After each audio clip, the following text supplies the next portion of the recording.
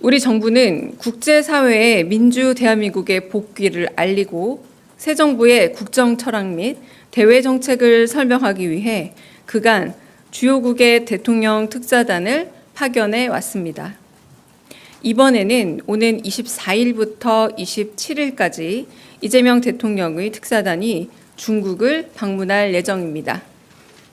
박병석 전 국회의장이 단장을 맡아 중국 주요 인사들을 면담하고 한중 관계 발전 방향 및 양국 간 우호 정서 증진 방안 등에 대한 이재명 대통령의 메시지를 중국 측에 전달할 계획입니다.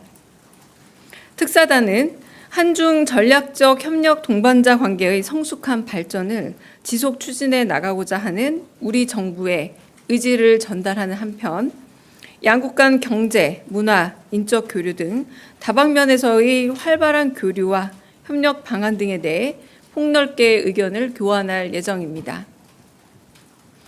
이번을 마지막으로 신정부 출범을 계기로 추진한 주요국에 대한 대통령 특사단 파견은 마무리됩니다.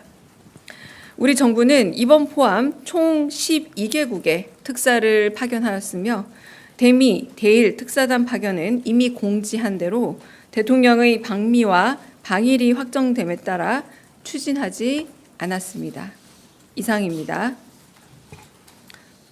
혹시 질문 있으실까요?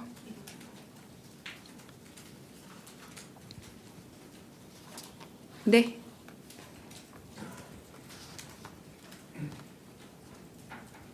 네, 저 YTN의 정인용이라고 하는데요. 혹시 이번에 중국 특사단 나갈 경우에 중국 측의 어떤 인사들과 만나는지도 혹시 소개가 가능하면 해주시면 감사하겠습니다. 네, 좀 일정과 함께 말씀을 드리자면 25일 월요일에는 왕이 외교부장 겸 중앙외판 주임과의 면담 및 오찬이 있습니다. 그리고 26일 화요일에는 한정 국가부주석 면담, 그리고 자오러지 전인대 상무위원장과의 면담이 예정되어 있습니다. 네. 네, 대변인님 뉴시스 김경록입니다. 그 대통령님께서 그 해외 순방 방미 방위를 위해서 순방 나가시는 기간에 그 중국 특사단을 파견하시는 이유가 있을지 여쭤봅니다. 네, 뭐 특별한 이유라기보다 아무래도 이제 한중일, 그 한일중 이 관계에 있어서 아시아에서의 중요성이 있기 때문에 뭐 그런 부분에서 일본을 방문하면서 특사단 파견과 함께 외교의 복귀를 알리는 의미로, 그리고 또 마지막 특사단 아닙니까? 네, 그래서 방미 그리고 방일 일정은 특사단이 없는 이유 중에 하나가 이제 정상 방문을 하기 때문이니까 이로 이제 한국의 그런 외교가 정상화되었다라는 이 부분을 이제 8월 말에 알리는 것으로 끝나는 과정에서 동시 추진되지 않았나 짐작해 봅니다. 네. 네, 먼저 손 드셔서 네. 네, 대변인님 채널A 홍지은입니다. 이번에 대중 특사단 갈 때 혹시 대통령 친서를 좀 따로 들고 갈지 궁금하고, 또 가서 시진핑 주석 만남 일정은 좀 예정된 게 없는지 궁금합니다. 그리고 이건 다른 질문인데 그 조현 그 외교부 장관이 급히 미국 간 것과 관련해서 좀 여러 가지 해석들이 나오는데 대통령실은 좀 어떻게 바라보는지도 궁금합니다. 네, 친서는 마련되어 있습니다. 그러니까 양 국민의 민생에 실질적으로 기여하는 한중 관계를 만들어 가자라는 대통령님의 생각이 담겨 있고요.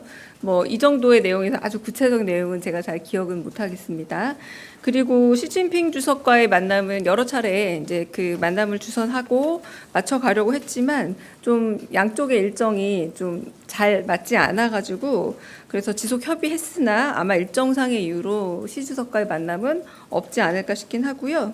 그리고 지금 만나는 뭐 자오 위원장 같은 경우도 우리 국회와 오랜 동안 교류를 해왔고, 그리고 한중 관계에 대한 이해도도 높고 국가 부수반으로서 또 대통령 취임식, 미국의 그 대통령 취임식에 대신 참여한 인사이기도 합니다. 그런 부분에서 외교 안보 분야를 총괄하고 있는 사람을 만나고 있다라고 말씀드릴 수 있겠고요. 세 번째, 그 조현 장관 같은 경우는 워낙에 한미 정상회담이 여러 가지로 좀 더 조율할 부분도 있고, 요건 제가 조금 이따가 비보도 전제로 조금 더 백 이야기는 더 들려드릴 수도 있기도 한데요. 그래서 갑작스러운 방미 일정은 아니다. 그래서 조금 더 긴밀한 조율을 위해서 일본을 가지 않고 바로 미국으로 출국했다 이렇게 말씀드리고 조금 이따가 좀 더 백을 해드리겠습니다. 네. 네. 먼저 아이고 죄송합니다. 네. 네. 아리랑 TV 송유진입니다. 대변인님 그 대중특사 단장은 말씀해 주셨는데 뭐 구성이나 몇 분으로 구성되는지 좀 더 말씀해 주실 수 있을까요? 그게 저희 보도자료가 곧 나갈 텐데요. 제가 지금 이미 자료가 나간 걸로 알고 있는데 그렇지 않나요? 제가 이름을 다 일일이 기억을 못하는데 여기 이름을 잘못 말씀드리면 큰일 나서 제가 좀 확인해서 그거는 문자 공지로 올려드리도록 하겠습니다. 네. 네. 네, 대변인님 저 MBN 표선우입니다. 저도 방미 관련해서 좀 여쭙고 네. 싶은데 이재명 대통령이랑 트럼프 대통령이 첫 정상 통화를 할 때 그 동맹 라운딩 이야기가 나왔었잖아요. 그래서 첫 정상회담을 하게 되면 두 정상이 좀 동맹 라운딩을 하지 않을까에 대한 뭐 예측과 기대도 있었는데 이번 방미에서 이런 동맹 라운딩 가능성이 좀 있는지 여쭙고요. 만약 없다면 이게 뭐 조선소 방문이나 좀 바쁜 일정 때문에 없게 된 건지 물밑에서 조율은 좀 시도를 하셨었는지가 궁금합니다. 동맹 라운딩은 혹시 골프 라운딩 말씀하시는 걸까요? 이거는 제가 지금 일정을 다 전부 다 말씀을 드리기는 어렵지만 그래도 일정을 공유 받으신 부분들이 있으시잖아요. 이제 아마 거기에 없었을 겁니다. 근데 그럴 만한 시간적 여유가 아마 같이 가시는 기자분들도 꽤 있을 텐데 저희가 이제 3박 6일이라는 일정으로 가지 않습니까? 그래서 일정이 아마 라운딩을 할 정도로 나오기는 좀 어려운 일정이었다라고 말씀을 드리겠습니다. 그러니까 이거는 뭐 사전이 논의가 됐다 안 됐다 이렇게 말씀드리기는 어려운 부분 같고요. 이번에 일정이 워낙에 좀 길고 조금 벅찬 일정입니다. 다들 가시는 분들 긴장하시겠지만 다른 질문 먼저 여기 성승훈 기자 먼저 질문 듣고 하겠습니다. 네. 네, 대변인님 매일경제 성순입니다. 좀 다른 질문 드리고 싶은데 아까 뭐 사람을 살리는 금융정책 시리즈 말씀을 주셨는데 뭐 채무 완화라든지 뭐 이런 구체적으로 좀 대통령께서 지시하셨거나 아니면 어제 그 대수보 회의에서 좀 참모분들께서 이런 안이 하면 좋겠다 제안 주신 게 있는지 말씀해 주실 수 있으실까요? 네, 그 부분에 있어서 가령 이제 금융 취약계층 자살 문제를 어제 이제 대수보 주제가 그런 안타까운 극단적 선택이 그 주제이기도 해서 다양한 계층별, 연령별 그리고 뭐 이렇게 지역별 그런 극단적 선택에 관한 이렇게 현황과 그리고 대책들을 마련해서 얘기를 했습니다만 특히 이제 금융 취약계층 같은 경우는 과도한 부채나 혹은 불법 사금융으로의 불법 추심으로 넘어가는 부분들 그리고 대를 이어서 그렇게 추심이 되는 과정들 가운데서 어떤 문제가 없느냐라고 했을 때 과거에 이제 저희가 이제 IMF 시절을 겪으면서 조금은 해외 사례에 비해서 우리나라가 조금 금융권이 더 편하게 추심이 이루어지는 부분이 있다. 이를테면 소멸시효가 완성되었음에도 꼭 고지해야 될 의무가 금융권에 없다라거나 이런 부분들은 금융위원회 세칙만 바꿔도 좀 바꿀 수 있다라는 의견들을 제시를 주셨고요. 그렇게 세칙을 바꿔서 되는 부분과 혹은 국회에서 법률을 바꿔야 될 부분들이 있다면 이런 부분들도 기왕이면 되게 다른 여타 나라들과 같은 수준으로 돌아가서 금융권이 한편으로 꼭 이렇게 추심을 털어버려서 불법 사금융으로 넘겨서 계속해서 이렇게 추심의 덫에 빠지게 하는 것보다 사람을 살릴 수 있게끔 금융으로 인한 자살자 구제 대책에서 그렇게 얘기가 나왔고요. 또 한편으로는 전세자금 대출을 사기 이 문제에 있어서 저희 보증 비율이 100%였지 않습니까? 원래 전세자금 대출에 있어서 이 보증 비율이 너무 높다가 보니까 오히려 금융권은 더 안전했지만 전세를 들어가신 분들에게 이 100%의 피해가 다 데려왔던 부분이 없지 않느냐. 이럴 때는 좋은 의도로 아무리 설계를 했더라도 작용이 있으면 부작용이 있을 수 있으니까 금융정책을 만들 때에는 이런 부작용에 대한 부분도 꼭 고려해서 만들어야 한다. 이때 당시는 그냥 전세자금을 원활하게 대출해 준다는 목적이었을지 모르지만 결론적으로 너무 많은 전세 사기 피해자가 양산되지 않았느냐. 이런 식으로 해서 이 부분도 검토를 하고 그래서 참모진은 약간의 그 수정 이후에 많이 줄었다라는 이런 보고도 하고 그래서 좀 더 대책을 마련하겠다는 얘기를 하셨고요. 그러면서 또 지난번에 산업재해 같은 경우는 금융 조금 규제를 해서 되려 산업재해를 좀 더 줄일 수 있지 않느냐라는 방안을 금융위에서 좀 내지 않았습니까? 아이디어를. 그런 것들을 통해서 사람을 살리는 금융 제도에 대한 것들을 조금 경제수석이라던가 재정보좌관이라던가 정책실장님께서 좀 아이디어를 짜서 이런 부분들을 시리즈로 만들어 보면 좋겠다. 이런 흐름이었습니다. 네. 네.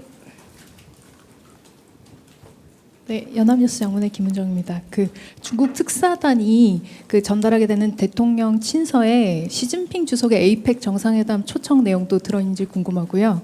또 애초에 중국 측에서 대통령의 전승절 참석 의사를 빈공식적으로 타진한 걸로 알고 있는데 우원식 국회의장이 참석하게 되는 부분에 대한 언급이 있는지도 궁금합니다. 네, 에이펙 내용이 들어가 있는지는 제가 친서 내용을 확인해 보진 않아서 정확하게 알 수 없습니다. 아까 말씀드린 것처럼 좀 더 양국민의 민생에 실질적으로 기여하고 호혜적인 방향 안에서 한중 관계를 좀 더 만들어 가자라는 대통령 생각이 있고 그중에 에이펙이 담겨 있을지는 제가 잘 모르겠습니다. 그리고 두 번째 그 전승절 행사 같은 경우는 일단 뭐 대신이란 표현은 잘못된 표현이고요. 근데 국회에도 초청이 간 겁니다. 그래서 국회 수장인 우원식 국회의장이 그 초청에 응한 거고요. 저희가 대통령실에 초청이 왔는지 그리고 초청에 대해서 응했는지 응하지 않았는지에 대해서는 아직 말씀드리기 좀 만한 내용이 없고 말씀드리기 어려운 것으로 알고 있어서 정리되는 대로 말씀을 드리거나 하겠습니다. 네. 자, 그러면 지금부터 잠시만 주목해 주시기 바랍니다. 제가 구독자분들을 위해서 선물 하나를 준비했는데요. 제가 항상 여러분들께 드리는 말씀이 있습니다. 뉴스만 평소에 잘 챙겨보셔도 돈이 되고 돈을 벌 수 있다라고 말씀을 드렸는데요. 여러분들은 여기 보시는 삼성전자 뉴스를 보고 어떤 생각이 드세요? 아니면 정치인들의 뉴스, 날씨 뉴스를 보고는 어떤 생각이 드시나요? 그냥 뉴스만 보고 끝내는지 아니면 이 뉴스를 어떻게 이용할 수 있는지 이 부분을 고민하고 계시는지를 되물어보고 싶습니다. 그 이유가 뭐냐 하면 제가 지난번에 여러분들께 뭐라고 말씀을 드렸었죠? 지금은 반도체 섹터를 눈여겨보셔야 한다고 말씀드렸습니다. 그리고 나서 이런 썸네일들 뉴스를 통해서 많이 보셨을 겁니다. 반도체 내용이 이슈가 됐을 때 부자들은 어떻게 생각한다? 반도체 관련주들은 뭐가 있는지, 어떤 종목이 가장 좋은지, 어디에 투자해야 돈이 몰리는지 자연스럽게 생각한다고 제가 말씀을 드렸죠. 그 이유가 뭐냐 하면 부자들이 봤을 때는 이슈가 곧 돈으로 이어지고 그 이슈가 나에게 돈을 벌어준다는 경험적 확신이 있기 때문에 부자들은 항상 이런 사회적 이슈를 관심 있게 챙겨본다고 제가 말씀을 드렸습니다. 이번에도 마찬가지인데요. 제가 지난번에 시청자분들과 함께하는 주식으로 수익 내기 이벤트를 진행했었죠. 당연히 100% 무료로 진행을 했었고요. 여기 보시면 아시겠지만 제가 지난번에도 구독이라고 보내주신 모든 시청자분들께 반도체 관련주 중에 가장 크게 급등할 딱 한 종목, 많은 종목도 아니라 한미반도체 한 종목을 여러분들께 추천드렸어요. 그러면서 여기 나와 있는 대로 정확히 얼마에 매수해야 하는지, 그리고 수익률이 어느 정도 나왔을 때 팔아야 하는지를 이런 부분들까지 여러분들에게 정확히 알려드렸었는데 지금 실제로 어떻게 되었다? 오른쪽을 보시면 아시겠지만 제가 지난번 문자 발송으로 이 한미반도체를 소개해드리고 나서 실제로 이렇게 5배 이상 어마무시한 상승이 나왔습니다. 100만 원만 투자를 했어도 무려 500만 원이 넘는 수익금이 생긴 거죠. 그래서 당시에도 굉장히 많은 분들이 제가 드린 이 한미 반도체로 수익을 내실 수가 있으셨을 텐데요. 다시 한번 축하드린다고 말씀을 드리겠고 이번에도 마찬가지입니다. 앞으로도 2024년, 2025년 계속해서 기대해볼 섹터는 AI입니다.